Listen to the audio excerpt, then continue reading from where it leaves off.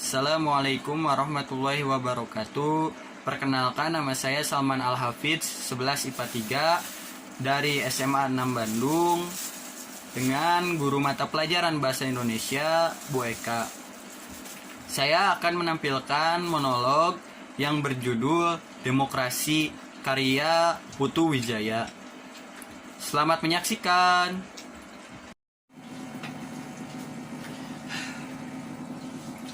Saya ini orangnya mencintai demokrasi. Tapi karena saya hanya rakyat kecil, jadi saya tidak terlihat sebagai seorang pejuang, apalagi seorang pahlawan. Wajah saya saja tidak pernah masuk koran ataupun menjadi tontonan semua orang. Ya, saya ini hanya berjuang di lingkungan RT Gang Gugus Depan. Di RT yang saya pimpin ini semuanya pro dengan demokrasi. Mereka akan berkoar apabila ada orang yang anti dengan demokrasi. Mereka semua sudah kompak dalam membela demokrasi. Gak percaya? Gak percaya? Demokrasi! Demokrasi. Demokrasi! Demokrasi. Demokrasi! Demokrasi. Betul kan? Cuman salahnya sedikit. Tidak seorang pun yang benar-benar mengerti apa arti demokrasi. Tahu kata mereka sih begini, pokoknya demokrasi itu bagus, sesuatu yang memerlukan pengorbanan yang sangat besar, sesuatu yang menjunjung pembangunan menuju masyarakat yang adil dan makmur. Begitu kata mereka.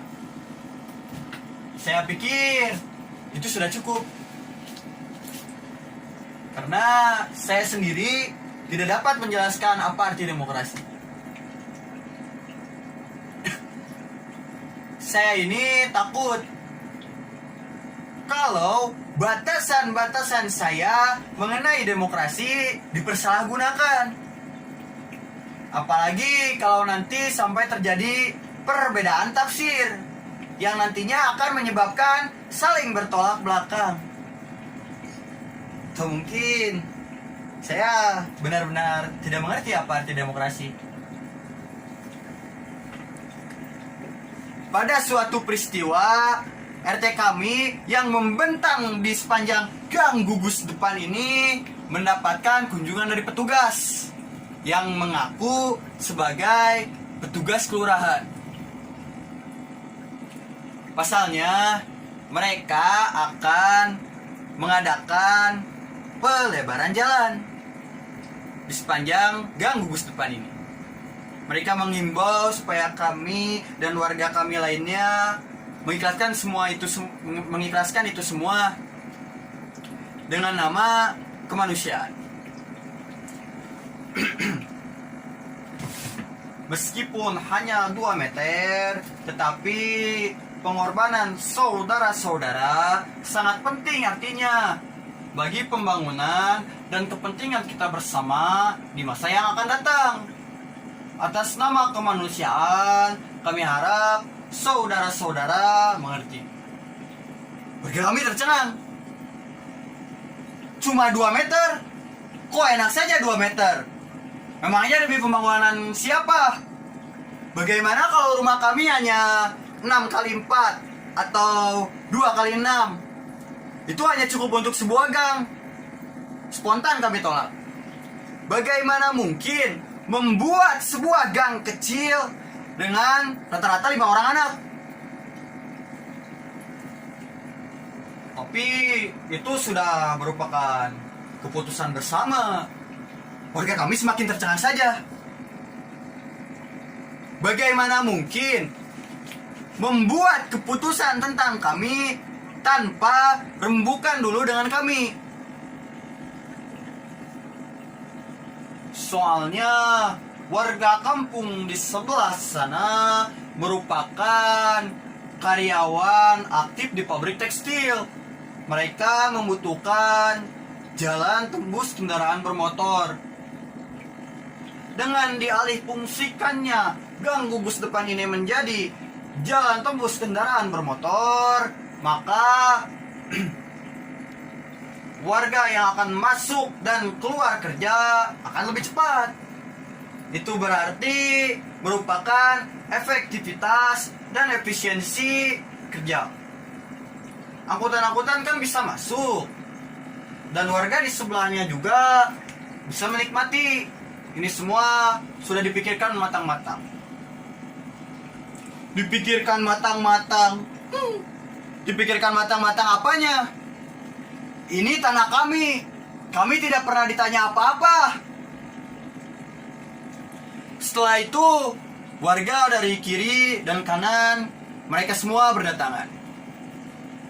Mereka menghimbau kepada kami supaya kami dan warga lainnya mengerti persoalan mereka. Mereka mengatakan dengan dialihfungsikannya gang gugus depan ini menjadi jalan tembus kendaraan bermotor, maka ratusan kepala keluarga akan sangat tertolong. Kita menggambarkan pengorbanan kami sebagai perilaku yang sangat mulia. Setelah menghimbau kami, mereka mewanti-wanti bahwa apa yang dikatakan mereka bukanlah sebuah ancaman. Kalau saudara-saudara menghalangi atau berbuat yang tidak-tidak, sesuatu yang buruk akan terjadi. Kami terjebak di kepentingan orang banyak. Belumlah kami mengadakan sebuah rapat, tetapi pembangunan jalan itu sudah dimulai. Tanpa menunggu izin lagi, bulldozer itu muncul dan menggaruk tanah kami 2 meter. Jangan, Pak, jangan. Ini tanah kami. Sejak dulu nenek moyang kami di sini. Memang dulu nenek moyang kami memiliki tanah yang luas. Setiap orang memiliki tegalan dan 2-3 rumah. Tetapi itu semua sudah dibagikan kepada anak dan cucu. Ada juga yang dijual. Itu semua sudah diwariskan. Jangan, Pak, jangan. Kalau rumah kami dijadikan jalan, maka rumah kami tinggal sisa kandang ayam. Di mana tempat anak saya berteduh nanti? Jangan, Pak, jangan. Lagi pula kami tidak pernah menyetujui pembangunan jalan ini, Pak. Jangan. Sopirnya tidak peduli. Mereka hanya menjalankan tugas. Terpaksa waktu itu kami harus melawan. Seluruh warga keluar dari rumah.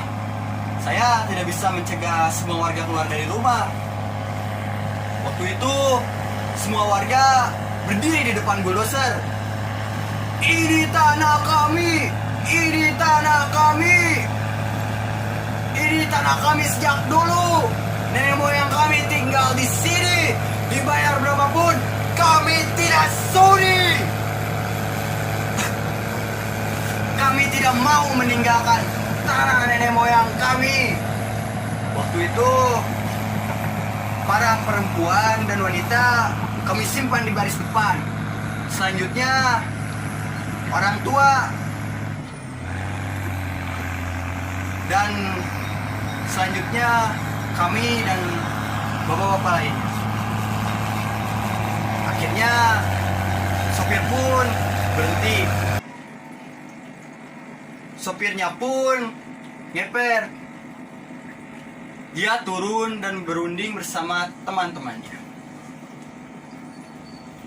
Kami menunggu dengan sangat deg-degan apa yang akan terjadi. Waktu itu anak-anak mereka bermain mendekati bulldozer itu. Mereka mempegang-pegangi bulldozer itu karena terlihat bagus, kokoh dan kuat. Sedangkan para wanita dan ibu-ibu sebagian mereka sedang menyusui anaknya. Sedangkan saya sendiri karena Suasana waktu itu sangat tegang. Saya mengambil waktu untuk kencing.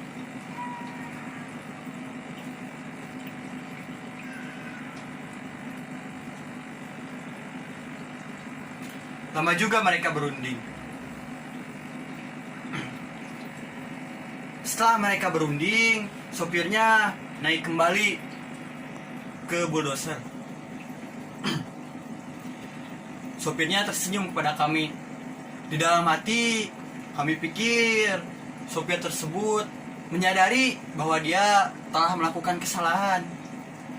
Tapi sopir itu menyalakan kembali bulldozernya.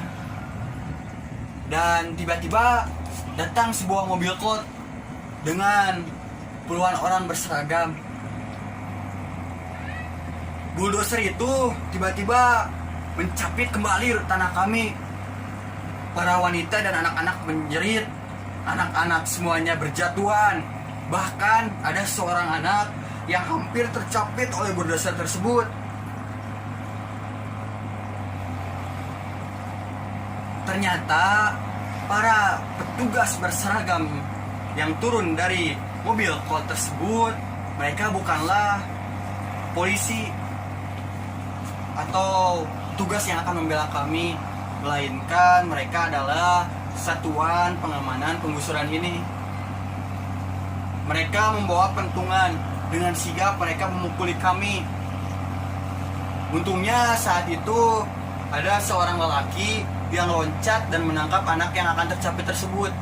Dua lagi, semua warga melawan balik. Anak-anak melempar batu dan wuh, wuh, wuh. Dan Asep, anak dari ayah yang hampir tercapit tadi, dia melompat ke bulldozer. Dia hendak menarik supir bulldozer tersebut. Tapi ternyata supir bulldozer tersebut menyembunyikan parang. Dengan sigap dia mengambil parangnya dan membacok Asep. Asep berlumuran darah. Semua wanita berteriak ketakutan dan berlarian. Waktu itu kami hendak saja melawan, tapi tiba-tiba kami dihadang oleh puluhan orang yang turun dari sebuah mobil kot. Mereka menghadang kami menggunakan senjata tajam. Kami pun waktu itu terpaksa mundur dan membawa pergi Asep ke rumah sakit. Saya bingung bagaimana cara menyelesaikan permasalahan ini. Akhirnya saya pun memutar otak dan mendapatkan sebuah ide. Saya pun memberanikan diri untuk mengunjungi pabrik tekstil tersebut untuk menemui sang direktur. Waktu itu saya memakai baju batik supaya terlihat rapih dan resmi. Beberapa kali saya mendatangi pabrik tekstil tersebut, tetapi satpam yang saya temui berbicara bahwa beliau selalu tidak ada.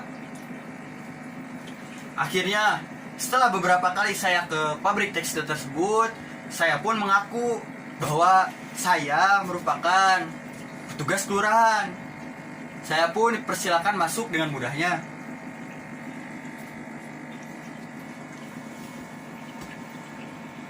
Waktu Pak Direktur datang, Pak Direktur kaget melihat saya.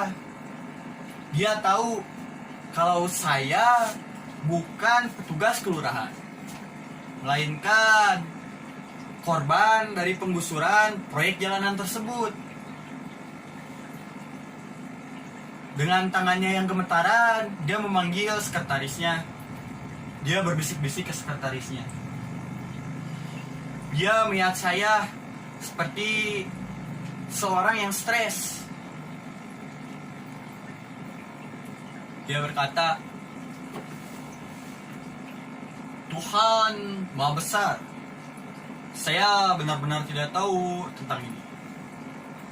Tolong sampaikan permintaan maaf saya kepada para warga. Saya tidak memperbolehkan berbuat untuk pribadi dengan mengatasnamakan nama perusahaan.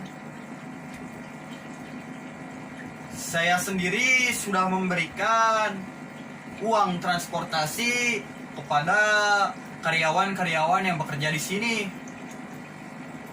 Mungkin mereka memerlukan jalan pintas supaya bisa mengamankan uang transportasi mereka. Saya mohon maaf, tolong sampaikan permintaan maaf ini kepada semua warga. Dia pikir saya bodoh. Saya tahu apa yang ada di dalam dirinya. Senyum manis dan perilakunya yang sopan berusaha menipu saya.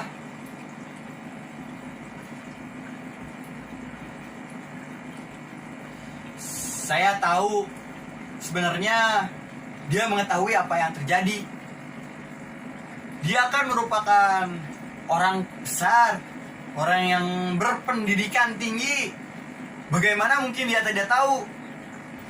Dia juga pasti tahu arti 2 meter tanah.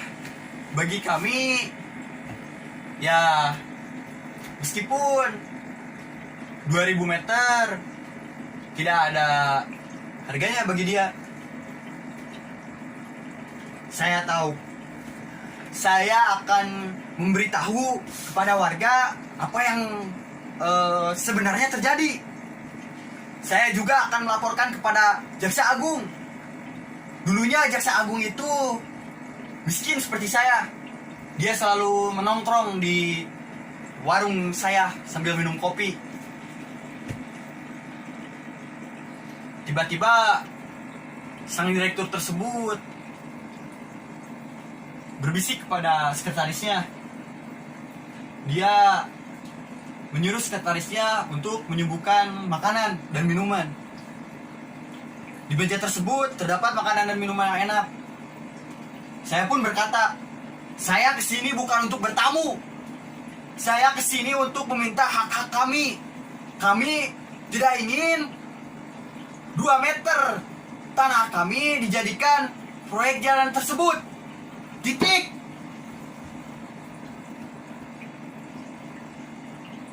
Direktur tersebut mulai mengatakan kata-kata yang manis. Dia menanyakan tentang anak saya. Sudah sekolah sampai mana? Tapi saya tidak mudah terpancing. Saya tetap marah kepada direktur tersebut. Semut pun kalau misalkan diganggu terus-menerus, dia akan meledak dan marah. Muka saya memerah. Saya menjelaskan apa yang ingin saya minta. Lalu direktur itu mengangguk. Saya pikir waktu itu akhirnya setelah perjuangan dan kegigihan saya, akhirnya kita mendapatkan sebuah hasil. Tapi direktur itu pergi dan mengambil sebuah amplop dari lacinya dan memberikannya kepada saya.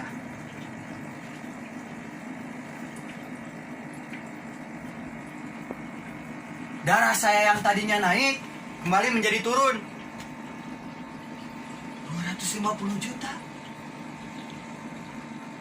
Saya waktu itu bahkan tidak sampai bisa bernapas dengan baik. Tebal, coklat, amplop 250 juta. Alhamdulillahirobbilalamin. Alhamdulillah, akhirnya dengan kegigihan saya bisa mendapatkan hasil. Dengan uang 250 juta ini, apa yang tidak bisa saya dapatkan? Saya bisa membangun rumah. Saya bisa membeli motor untuk menjadi tukang ojek. saya bisa meneruskan anak saya untuk kuliah. Waktu itu saya tidak berani bertanya berapa uang yang ada di amplop tersebut. Saya takut kalau direktur mengambil kembali amplop tersebut. Saya pun menerima amplop tersebut dan segera pergi.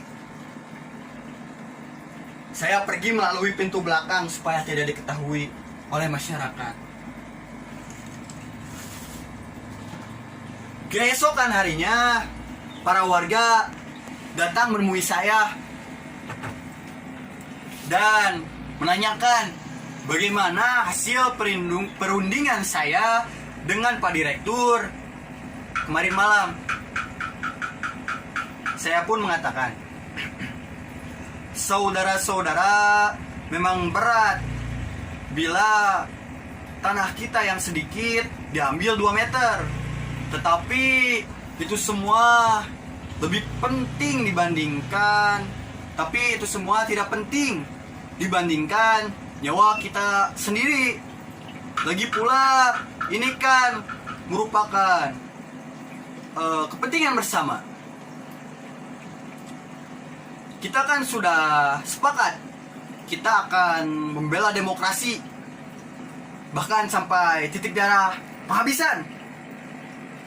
Sebagai orang yang membela demokrasi, kita tidak boleh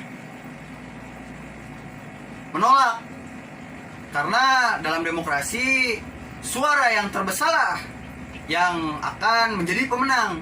Oleh karena itu kita harus berlapang dada. Seperti yang saya duga, warga-warga saya pasti membela demokrasi. Semua warga, tidak ada yang menjawab satupun. Tapi mereka tiba-tiba berpergian dan pulang ke rumah mereka masing-masing.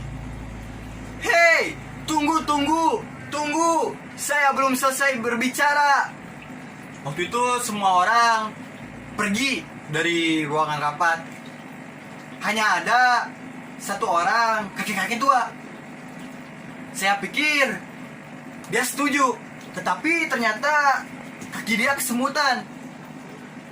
Setelah kaki kakek tersebut sembuh, dia pun pergi sambil ngedumel. Begini katanya, kalau demokrasi tidak membela kepentingan rakyat kecil, saya tidak mau lagi membela demokrasi. Saya lebih baik melawan demokrasi. Waktu itu hanya saya saja yang membela demokrasi. Topan dan badai saya lalui. Saya tetap pada prinsip demokrasi.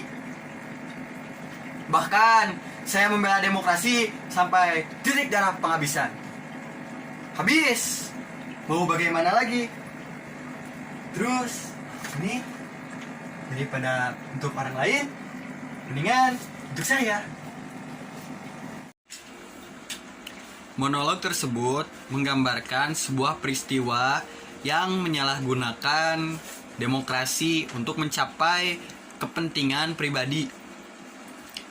Amanatnya, kita sebagai seorang warga negara yang baik dan benar tidak boleh menyalahgunakan demokrasi, karena hal tersebut akan berakibat fatal yang mengakibatkan orang-orang atau masyarakat tidak akan percaya lagi kepada demokrasi.